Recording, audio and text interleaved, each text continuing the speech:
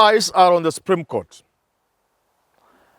Not so much because they are going to determine whether Ruto will be sworn in as president or whether there will be a rerun or anything near like that. But because for the first time,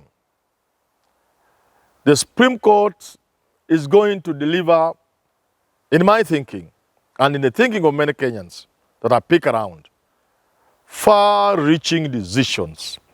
Not just a decision. There are going to be pronouncements, orders from the Supreme Court that will shake the foundation of the country.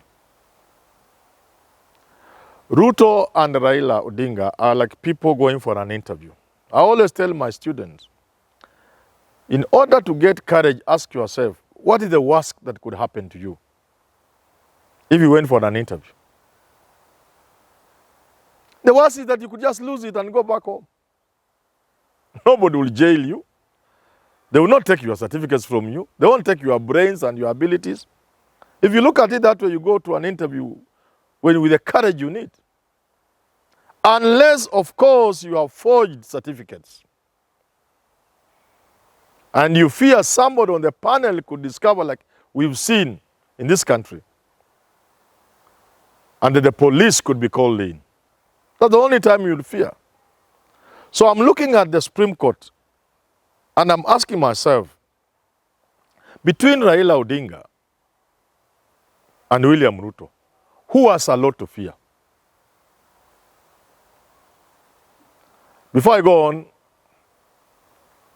allow me to introduce a new channel. I invite you to join my new channel. Let's Talk Love Kenya. A channel I'm starting because I feel we need to have a conversation around some of the things that are dividing families.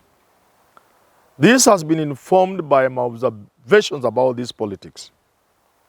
That there are people known to me, close to me,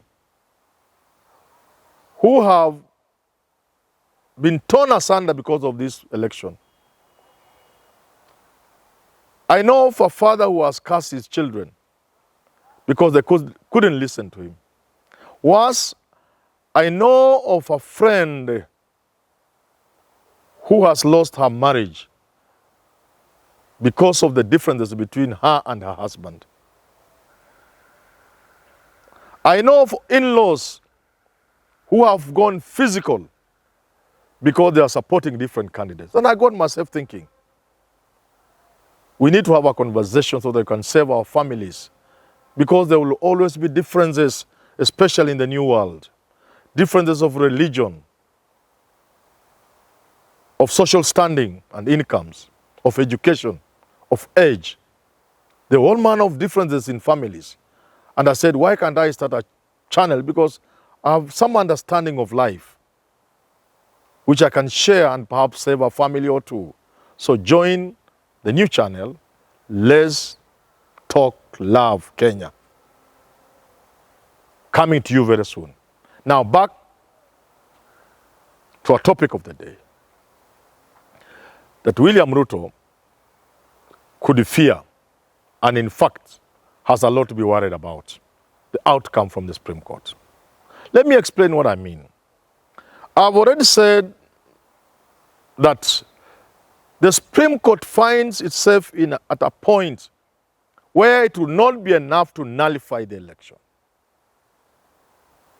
It will not be enough to uphold William Ruto's victory. The Supreme Court must put its foot down. Otherwise, like we predicted before the election, people will keep coming to the Supreme Court. And the Supreme Court will find itself being invited to be the one determining who becomes the president. Because when you order a rerun, for example, it's like you are determining. Because dynamics change. The person who would have been president may not be the one who will be president because of the dynamics of a rerun or a runoff. When you uphold an election, and perhaps that election was flawed, you are giving Kenyans the person they didn't elect. So the Supreme Court is called upon in this particular petition and petitions before it to assert its authority in the politics of this country, being a political court. So what are the possible decisions? And why am I saying between Raila and Ruto, Ruto has a lot to be worried about the outcome. Raila has hope that the petitions will produce a judgment favorable to him. His is hope. The other side is worry. Why so? Panic indeed. Because you already had been given the victory. Your fear therefore is it could be snatched from you. You have food and somebody can snatch it from you. So you are justified to be worried. But there's more that can create panic. In this year's petition, before the Supreme Court,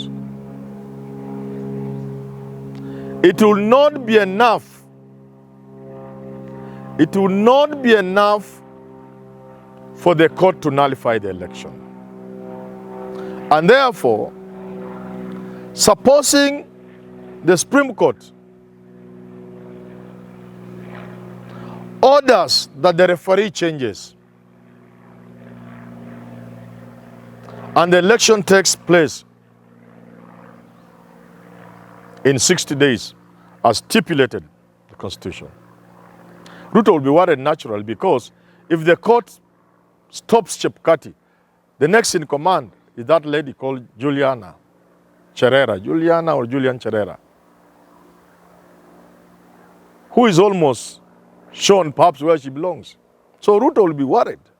Imagine that lady conducting the elections as the vice chair. Still, the Supreme Court could punish beyond Chebukati. And if it is true, perhaps, you have friends within the IEBC system, and some are removed, some are punished, the rest operate under fear, my friend, you will fear a rerun. But there's something else. The Supreme Court could decide that you need to reorganize IEBC and that 60 days are not enough. The fear that William Ruto would have is that in the ensuing period of several months of our Uhuru continued presidency, a lot could come his way.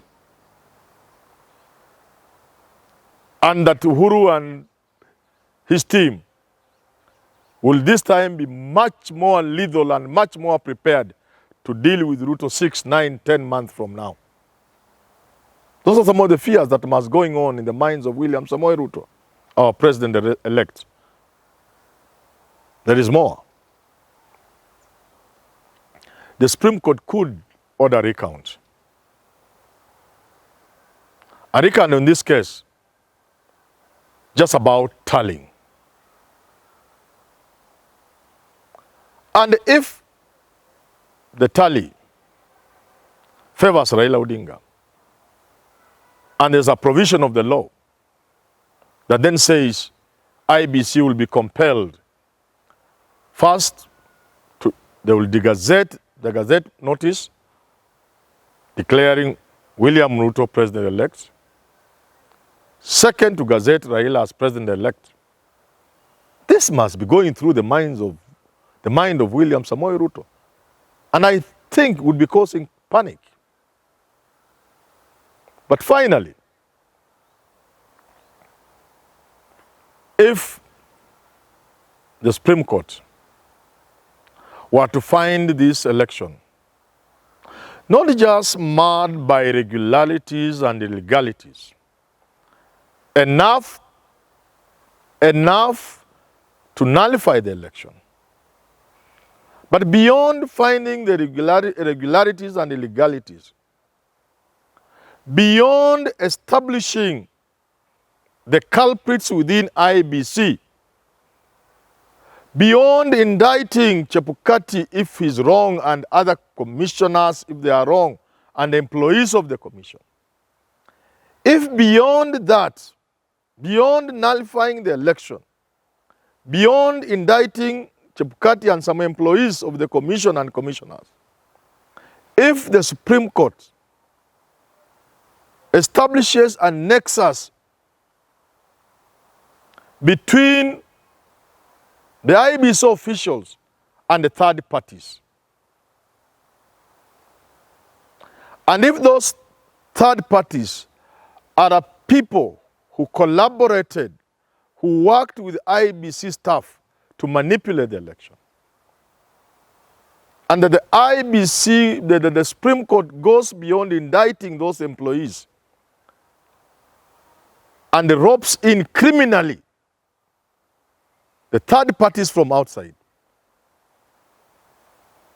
this will be very worrying to William Samoei Ruto. Assuming, please, get me right, my brain is running.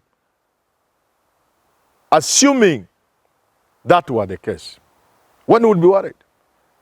And remember, from our courts, there can be very surprising decisions from our court. There are always very surprising things. A court is not a place you walk thinking because the person you are suing is wrong, you'll get him to be put in the wrong. Courts don't work like that. But I want to develop this further. And that's why I'm thinking Ruto should be a very worried man. Supposing that nexus that connects outsiders to the fraud in IEBC, to the irregularities that messed this election. Supposing one of the third parties is William Samoei Ruto himself. And in his interest, God forbid, that he's linked, not just his people, but himself, not just his agents, but he is linked to it. And the court pronounces itself that he has been engaged in electoral malpractices and therefore barred from participating in future elections. This is wild. I'm thinking wild. But it is important to be open to possibilities. And it's because of that that I say the Supreme Court presents a nightmare to William Samoei Ruto. And until that day,